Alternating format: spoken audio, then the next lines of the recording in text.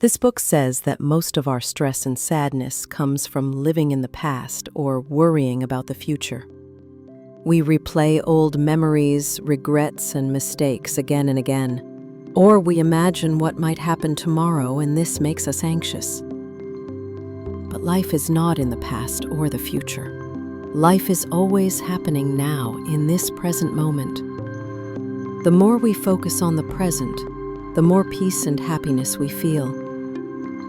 The main message of this book is, true freedom and joy come when you live fully in the present moment. The book says that our mind never stops talking. It creates endless thoughts, doubts, and fears. Most of the time, we don't even realize that we are trapped inside our own mind.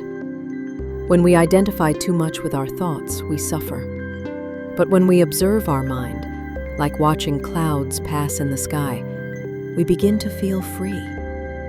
The main message here is, you are not your thoughts. You are the awareness that watches them. The book also explains that pain usually comes from resisting what is. When we fight reality, we suffer. For example, if something doesn't go the way we want, we get angry or sad. But if we accept the present moment fully, without resistance, life feels lighter. Acceptance does not mean giving up. It means starting from peace, not from struggle. The main message here is, acceptance of the present moment brings peace.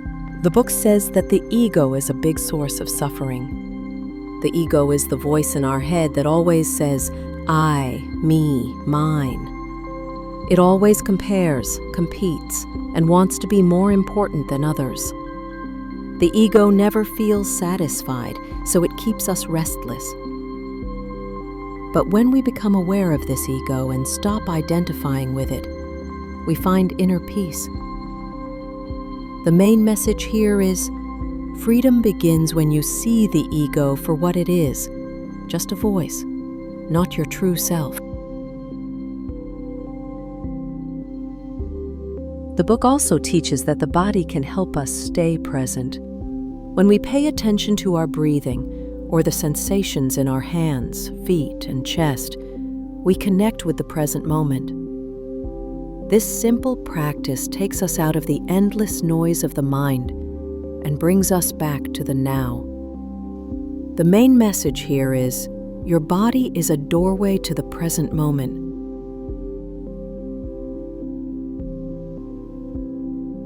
The book says that relationships can become a powerful tool for spiritual growth. When we are unconscious, we use others to complete us or to fill an emptiness inside. This creates attachment, conflict, and pain. But when we live in the present and see the other person as they truly are, relationships become free and full of love. The main message here is, do not seek to be completed by others. Instead, bring presence into your relationships. The book also says that true enlightenment is not something far away or mysterious. It is simply the deep realization of the present moment. When you drop the constant need to think, analyze, and control, you feel a deep sense of stillness. In that stillness, you discover who you really are. Pure awareness. The main message here is, enlightenment is the realization that you are awareness, not the mind. Finally, the book reminds us that living in the now does not mean ignoring practical life. You can still plan for the future or learn from the past, but do it consciously. Use time as a tool instead of being a slave to it. Live fully in the present while using past and future only when necessary. The main message here is, use time wisely, but always stay rooted in the present.